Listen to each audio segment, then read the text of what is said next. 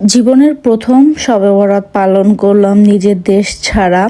তো ছোটবেলায় যখন খুবই ছোট ছিলাম তো শবে বরাতের ভাবতাম যে অনেক নামাজ পড়তে হবে। রাতের বেলা আমরা এক সমবয়সী যারা যারা ছিলাম সবাই একসাথে গোসল করে একসাথে নামাজ পড়তাম। ভাবতাম যে তখন ভাবতাম যে হয়তো ওই দিন রাত্রেবেলা গোসল করলে চুলের পানি যত ফোঁটা পড়বে পাপ নাকি ততটা মাফ হয়ে যাবে, এরকম ছোটবেলায় ভাবতাম আমরা।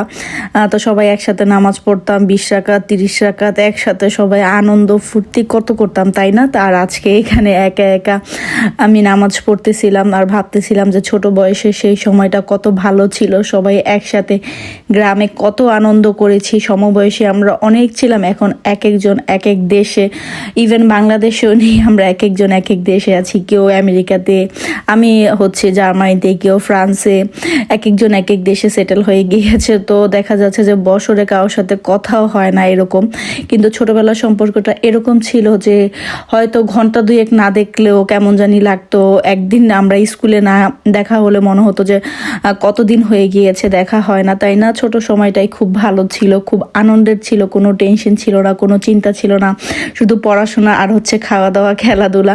সেই সময়টাই বেস্ট ছিল আমার মতে। দেখবেন যে ছোটবেলায় যে আনন্দটা ফিল হতো আস্তে আস্তে বড় হতে হতে কিন্তু সেই আনন্দটা না একদমই গায়েব হয়ে যায়, তাই না? সবকিছুর ক্ষেত্রেই কিন্তু ছোটবেলায় ঈদে যে একটা কি আনন্দ হতো সেটা বলে বোঝানোর মতো না। প্রত্যেকটা মানুষের ক্ষেত্রেই ঈদে জামা কাপড় কেনা হতে শুরু করে মেহেদি দেওয়া সবকিছু, লুকিয়ে রাখা জামা কাপড় কাউকে দেখানো যাবে না, তাহলে ঈদ চলে যাবে।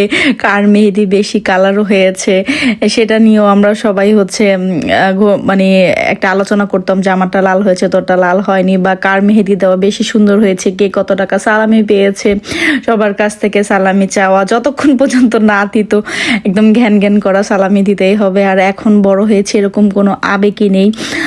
বাচ্চাদের আছে, তো ছোটবেলার সময়টাই খুব ভালো ছিল।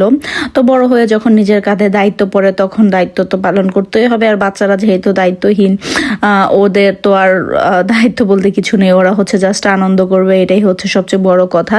তো এই প্রথম হচ্ছে শবে বরাত দেশের বাইরে করলাম। তারপরে দেখা যাবে যে রোজাগুলিও বাইরে করা লাগবে, একা একা করা লাগবে। একা একা বলতে হচ্ছে আমরা তিনজনই, সাজেল, আমি আর ওর বাবা। তো আলহামদুলিল্লাহ আল্লাহ যাতে ভালোভাবে আমাদের রমজানগুলি পালন করে, রোজাগুলি খুব ভালোভাবে রাখতে পারি, তো সেই দোয়াই করি আল্লাহর কাছে। তো এইদিকে আমি আজকে একসাথে গরুর মাংস আর মুরগির মাংস নামিয়ে নিয়েছি। তো কথা বলতে বলতে কেটে ধুয়ে বসিয়েও দিয়েছি, আপনারা খেয়াল করেছেন হয়তো, কারণ সাজেল গরুর মাংসটা না খেতে চাচ্ছিল না, বললো যে আমার জন্য একটু মুরগির মাংস রান্না করো। তাই এদিকে একটু মুরগির মাংস রান্না করতেছিলাম আর গরুর মাংস বসিয়ে দিয়েছি। আর আমাদের জন্য এদিকে একটু আমি মূলা দিয়ে ডাল রান্না করতেছিলাম, আর বেগুন টমেটো আমি একসাথে ভর্তা করব সেটাও ভেজে নিচ্ছিলাম।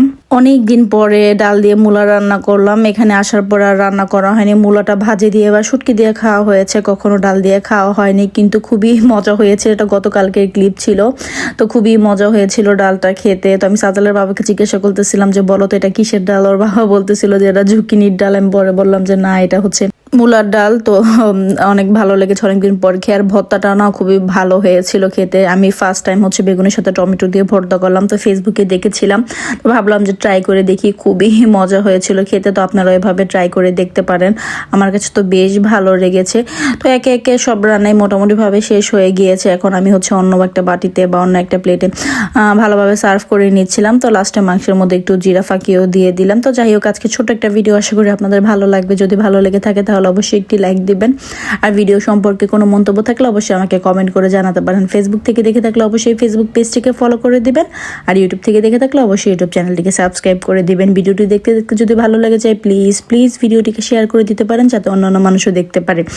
এই তো রান্না শেষ, টেবিলে খাবার দিয়ে দিয়েছি। আর ওই যে গোলাপগুলি, সেগুলি হচ্ছে ভ্যালেন্টাইন ডেতে সাজালের বাবা এনে দিয়েছিল আমাকে, তো আমি সেটাই পানির মধ্যে রেখে দিয়েছি। তো আজকে এই পর্যন্ত, সবাই ভালো থাকবেন। আসসালামু আলাইকুম।